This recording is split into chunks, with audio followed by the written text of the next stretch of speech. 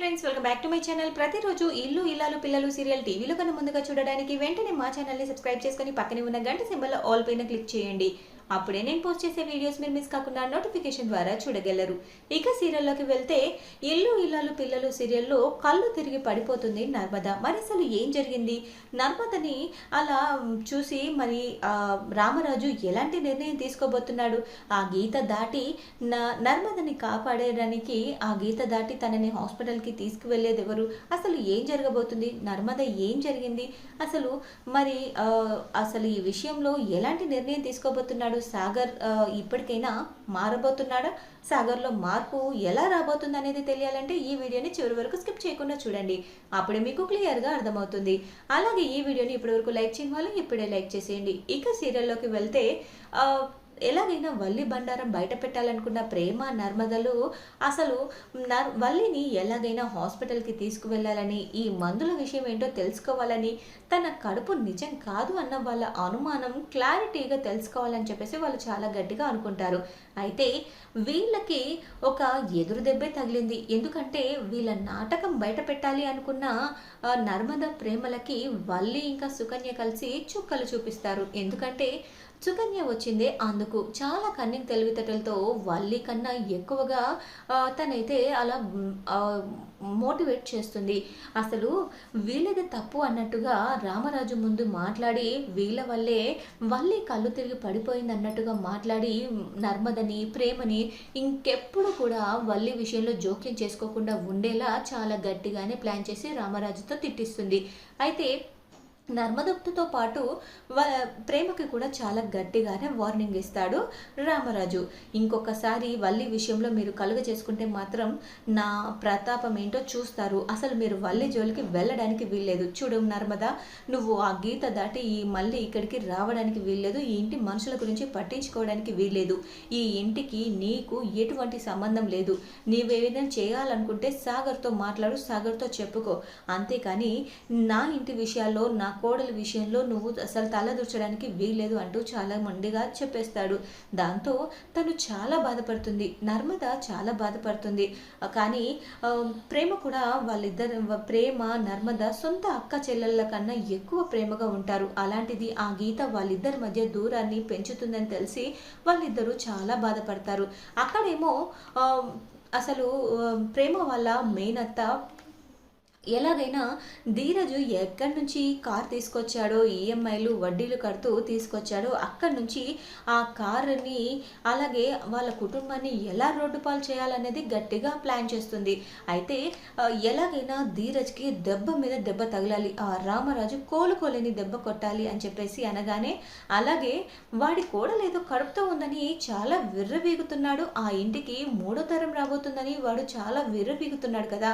ఆ తరం రాకుండా మనం చాలా గట్టిగానే చేయాలి అనుకుంటూ ఉండగానే ఇక వాళ్ళు హాస్పిటల్కి వెళ్ళినప్పుడు వాళ్ళ రిపోర్ట్స్ అవి తెలుసుకొని అదంతా చెకప్ చేయించిన తర్వాత ఆ డాక్టర్తో మాట్లాడాలని అనుకుంటుంది వాళ్ళ భద్రావతి.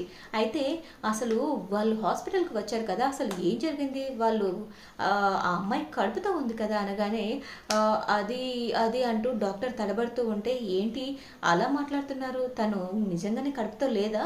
అసలు ఏదో దాస్తున్నట్టు నాకు అనిపిస్తుంది అనగానే డబ్బు తీసి అక్కడ పెడుతుంది. నేను డబ్బు కోసం పనిచేసే మనిషిని కాదండి అనగానే, చూడు నీకు అవసరాలు ఉంటాయి, నువ్వు డబ్బు కోసం పనిచేసే మనిషివి కాకపోవచ్చు, కానీ అవసరంలో ఉన్న వాళ్ళకి హెల్ప్ చేసే మంచి మనసు నాది అంటూ అనగానే, అది అంటూ అనగానే అసలు ఏం జరిగింది అనగానే, వాళ్ళ పెద్దబ్బాయి తనని వదిలేస్తున్నాడని, పుట్టింట్లో వదిలేశాడని, తన కూతురు జీవితం కాపాడమని వాళ్ళ అమ్మగారు బ్రతిమలాడితే తను కడుపుతో ఉందన్న అబద్ధం చెప్పాను అనగానే, ఏంటి తను కడుపుతో లేదా అంటే తన కడుపు నాటకమా అనగానే, అవును తన కడుపు నాటకం, తను కడుపుతో లేదని తెలియగానే ఒక్కసారిగా మంచి అవకాశం దొరికింది ఆ రామరాజుని ఆడుకోవడానికి. ఆ రామరాజుని అడ్డు పెట్టుకొని ఆ కుటుంబంలో ఇప్పుడు ఈ వల్లి ద్వారా ఎన్ని చిచ్చులు పెట్టాలో అన్ని చిచ్చులు పెడతాను అని చెప్పేసి భద్రావతి అయితే అనుకుంటుంది. ఇక భద్రావతి అలా అనుకుంటుండగానే తన చెల్లెలి తన తన కొడుకు తన మేనల్లుడిని అవమానించిన ఆ ధీరజు కుటుంబం మొత్తం గుర్తొచ్చి చూస్తాను. అసలు ఆ కుటుంబంలో మళ్ళీ నేనే చిచ్చు పెడతాను. ఎలా చిచ్చు పెడతానంటే ఆ వల్లిని అడ్డు పెట్టుకుంటాను. ఆ వల్లి ఇప్పుడు నాకు ఎలా సహాయం చేయదో నేను చూస్తాను అంటూ వల్లిని అయితే కలుస్తుంది. చూడు వల్లి, నువ్వు కడుపుతో ఉన్నావంట, తల్లి కాబోతున్నావంట, అదంతా వాళ్ళు నిజమని వెర్రి వాళ్ళలాగా నమ్ముతున్నారు అంటూ అనగానే ఇక ఒక్కసారిగా తను తల్లి కాదన్న విషయం తనకెలా తెలిసింది అని చెప్పేసి టెన్షన్ పడుతుంది వల్లి. ఏంటి నాకెలా తెలుసు అనుకుంటున్నావా? నాకు నువ్వు తల్లివి కాదు అని తెలియడానికి సాక్ష్యాధారాలు కూడా ఉన్నాయి. నువ్వు ఈ విషయం బయట పెడితే నీ పరిస్థితి ఎలా ఉంటుందో కూడా నీకు ఆల్రెడీ తెలిసే ఉంటుంది కదా అని చెప్పేసి భద్రావతి అయితే వల్లిని బెదిరిస్తుంది. ప్లీజ్ దయచేసి ఈ విషయాన్ని బయట పెట్టొద్దు అంటూ బ్రతిమలాడుతుంది. అయితే నువ్వు నాకు ఒక పని చేయాల్సిందే అంటూ ఇక ఆ ఇంట్లో ఇంకా అందరికీ చిచ్చు పెట్టాలని, ఆ ఇంటి నుంచి నా మేనకోడల్ని నా ఇంటికి పంపించేలా చేసే బాధ్యత నీదే అని చెప్పేసి అనగానే చేస్తాను, తప్పకుండా చేస్తాను. వాళ్ళ ప్రేమని మీ ఇంటికి వచ్చేలా చేస్తాను. ధీరజ్ని ప్రేమను విడగొడతాను.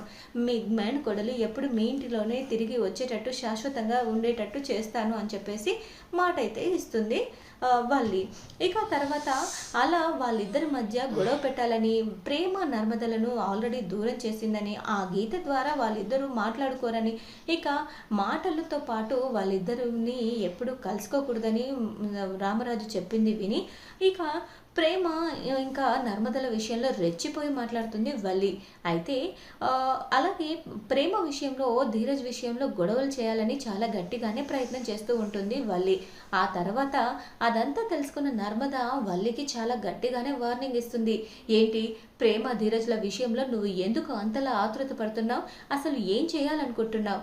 నువ్వు ఏదో గొప్ప పని చేస్తున్నాను అనుకుంటున్నావేమో. నీ కడుపు నాటకం అన్న విషయం నాకు తెలుసు, కానీ అది అనుమానం మాత్రమే. అదే నిజమని తెలిస్తే మాత్రం నువ్వు ఈ ఇంట్లో చచ్చినా ఉండవు అంటూ ఇక గట్టిగా వార్నింగ్ ఇచ్చేసరికి ఇది నాకు వార్నింగ్ ఇస్తుందా అసలు దీన్ని అంటూ, చూడు నర్మద, నువ్వు ఈ ఇంట్లో ఉండగలుగుతున్నావు అంటే అది నా వల్లే.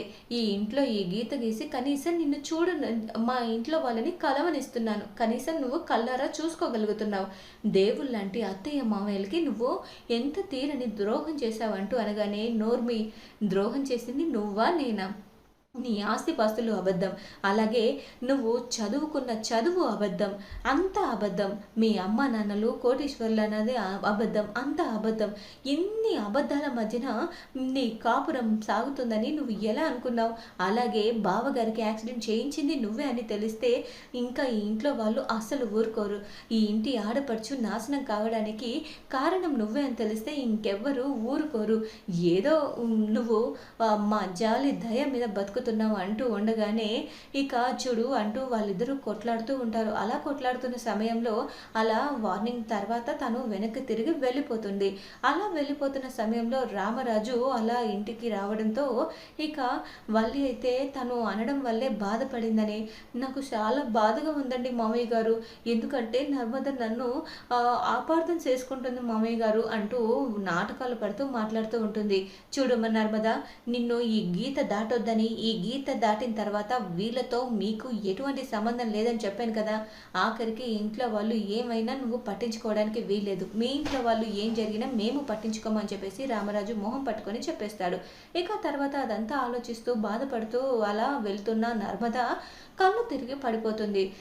నర్మద కళ్ళు తిరిగి పడిపోవడంతో అమ్మ నర్మద ఏమైంది ఏమైంది అంటూ నర్మద గురించి ఆ గీత దాటి వెళ్ళాలని చూస్తాడు. అంతలోనే ప్రేమ కూడా గీత దాటి వెళ్ళబోతుండగా ఆగమ్మ, తన భర్తకి ఫోన్ చేసి చెప్పండి, ఇన్ఫామ్ చేయండి నర్మద కళ్ళు తిరిగి పడిపోయిందని అనగానే, ఏంటి మామయ్య నువ్వు ఏంటి ఇలా మాట్లాడుతున్నావు?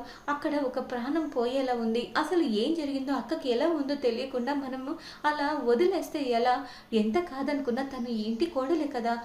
నేను వెళ్తున్నాను మామయ్య, మీరు నన్ను తప్పు పట్టినా పర్వాలేదు అని చెప్పేసి తనైతే, ఏంటి ఫేమా నువ్వు అలా వెళ్ళడం ఏంటి? అసలు నువ్వు అలా మామయ్య గారి మాటలు కొట్టేసి అలా వెళ్ళడం ఏమీ బాగాలేదు. అంటే నీకు మామయ్య గారు అంటే లెక్క లేదనే కదా అర్థం, మామయ్య గారి మాట అంటే లెక్క లేదనే కదా అర్థం అనగానే, చూడు వల్లి అక్కాయ్, నేను ఎలాంటి దాన్నో మామయ్య గారికి తెలుసు. నాకు మామయ్య గారు అంటే ప్రాణం.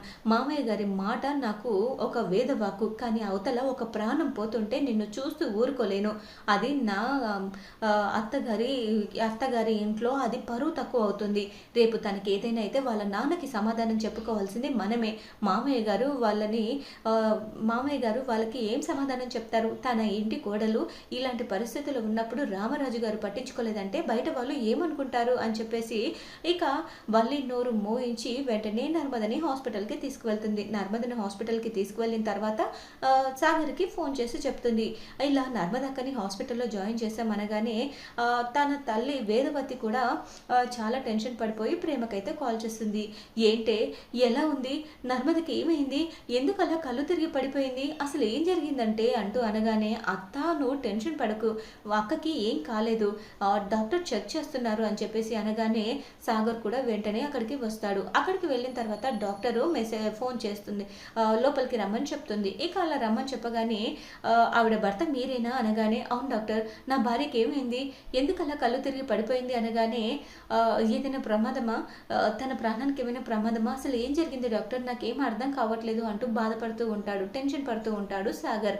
అయ్యో కొంచెం కూల్ అవ్వండి, మీరేం టెన్షన్ పడకండి, అక్కడ ఏమీ జరగలేదు, మీకు శుభవార్తే, మీరు తండ్రి కాబోతున్నారు అనగానే ఇక ప్రేమ అయితే పొంగిపోతుంది. తన అక్క తల్లి కాబోతుందని, సాగర్ బావ తండ్రి కాబోతున్నాడని తెలిసి, బావా కంగ్రాచులేషన్స్, నిజంగా నాకు చాలా హ్యాపీగా ఉంది అని చెప్పేసి అనగానే, థ్యాంక్స్ ప్రేమ, నిజంగా నాకు కూడా చాలా సంతోషంగా ఉంది, నేను తండ్రిని కాబోతున్నందుకు చాలా సంతోషంగా ఉంది అంటూ తను అయితే హ్యాపీగా ఫీల్ అవుతాడు. ఇక నర్మద మాత్రం హ్యాపీగా ఉన్నా కూడా ఆ ఇంట్లో తాను పరాయిదానిలాగా ఉంటున్నానని చాలా బాధపడుతుంది. అంతలోనే వేదవతి ఫోన్ చేస్తుంది. వేదవతి నర్మదకి ఎలా ఉందని ప్రేమని అడుగుతుంది. అలా అడగగానే, కంగ్రాచులేషన్స్ అత్త, నువ్వు నానమ్మ అవ్వబోతున్నావు, నర్మదక్క తల్లి కాబోతుంది అనగానే ఇక రామరాజు కూడా చాలా సంతోషిస్తాడు. కానీ వాళ్ళిద్దరి మధ్య దూరం ఉందని అసలు చాలా బాధపడతాడు. నిజానికి ఆ ఇంటికి మరో వారసురాలు రాబోతుందని తెలిసి సంతోషంగా ఉన్న ఆ గీత చూసి తన సంతోషాన్ని వ్యక్తపరచలేకపోతాడు. ఇక చూడండి మరి నర్మద తల్లి కాబోయి వస్తుందని తెలిసిన తర్వాత వల్లి ఏం చేయబోతుంది, వల్లి కడుపు నాటకమని ప్రేమ ఎలా నిరూపించబోతుంది, అసలు ఆ ఇంటికి మొదట వారసుని ఎవరు ఇవ్వబోతున్నారనేది తెలియాలంటే తర్వాతి ఎపిసోడ్ వరకు వేచి చూడాల్సిందే. ఇలా ఈ వారసుడు నర్మద ప్రెగ్నెన్సీ తోటి ఆ కుటుంబం అంతా కలిసిపోవాలని అనుకునే వాళ్ళు ఎస్ అని కామెంట్ చేయండి. ఈ వీడియో కనుక మీకు నచ్చినట్లయితే లైక్ చేసి షేర్ చేయండి. మా ఛానల్లోని మరెన్నో లేటెస్ట్ అప్డేట్స్ కోసం వెంటనే మా ఛానల్ని సబ్స్క్రైబ్ చేసుకొని పక్కనే ఉన్న గంట సింబల్లో ఆల్ పైన క్లిక్ చేయండి. అప్పుడే నేను పోస్ట్ చేసే లేటెస్ట్ అప్డేట్స్ వీడియోస్ మీరు మిస్ కాకుండా నోటిఫికేషన్ ద్వారా చూడగలరు. Thanks for watching my video.